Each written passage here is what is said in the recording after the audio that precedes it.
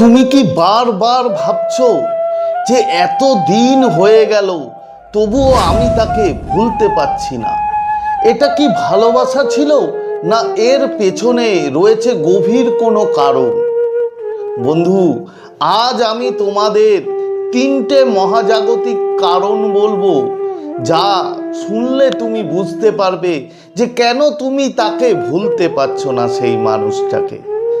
পুরো ভিডিওটা দেখো, আর এই ইউনিভার্সের ওপরে যদি ভরসা থাকে তাহলে এখনই কমেন্টে লেখো যে থ্যাংক ইউ ইউনিভার্স।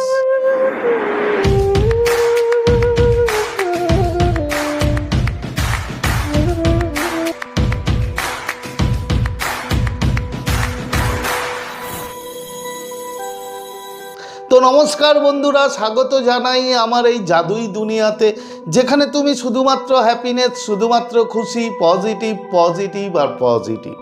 তোমরা আমার প্রিয় ভিউয়ার্স, তোমরা আমার প্রিয় সাবস্ক্রাইবার, তোমরা পৃথিবীর যে কোনো প্রান্তেই থাকো না কেন, তোমরা সুস্থ আছো, তোমরা হ্যাপি আছো, এবং সবথেকে বড় কথা তোমরা পজিটিভ আছো। আর যারা আজ আমার চ্যানেলে নতুন, কিংবা যারা এখনো পর্যন্ত তোমরা আমার চ্যানেলটি সাবস্ক্রাইব করে দাওনি, তারা অবশ্যই চ্যানেলটি সাবস্ক্রাইব করে দেবে এবং আমাদের এই সুন্দর পরিবারের সাথে যুক্ত হয়ে যাবে।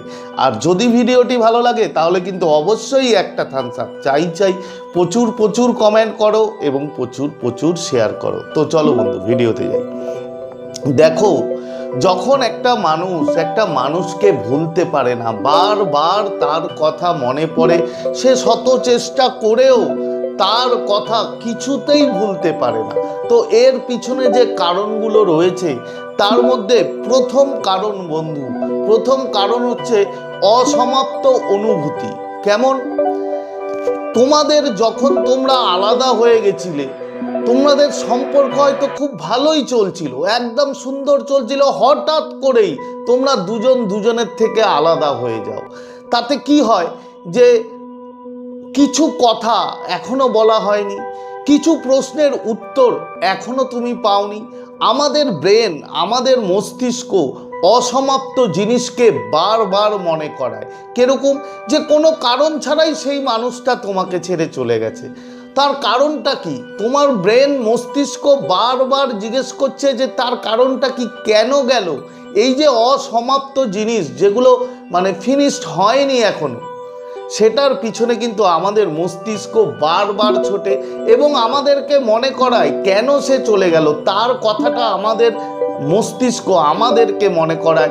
যখন এইভাবে কোনো রিলেশন শেষ হয়ে যায়, তখন সেই রিলেশনে তার উত্তর খোঁজার জন্য আমাদের মস্তিষ্ক বারবার ট্রিগার করে সেই মানুষটার কথা মনে করিয়ে।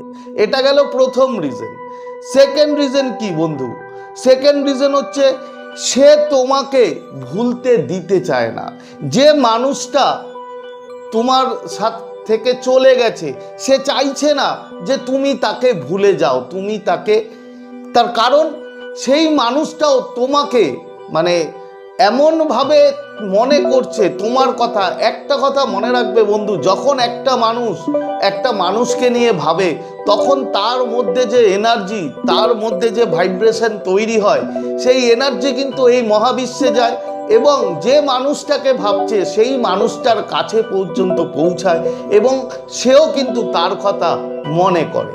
তো যদি সেই মানুষটা তোমাকে ভুলতে দিতে না চায়, মানে এটা একটা বড় কারণ বলতে পারো, যে সেই মানুষটা যদি বারবার তোমাকে মনে করে, তোমার কথা ভাবে, তাহলে তুমি কিছুতেই কিন্তু তাকে ভুলতে পারবে না। হয়তো তুমি দেখো যে তুমি তাকে মনে করছো, তার একটাই রিজন, সে তোমাকে মনে করছে বলেই তুমি তাকে মনে করছো। তো এটা খুব একটা বড় রিজন, যে যদি মানুষটা তোমাকে না ভাবা ছাড়ে, তোমাকে না ভুলে যায়, তাহলে কিন্তু তুমিও সেখানে ভুলতে পারবে না।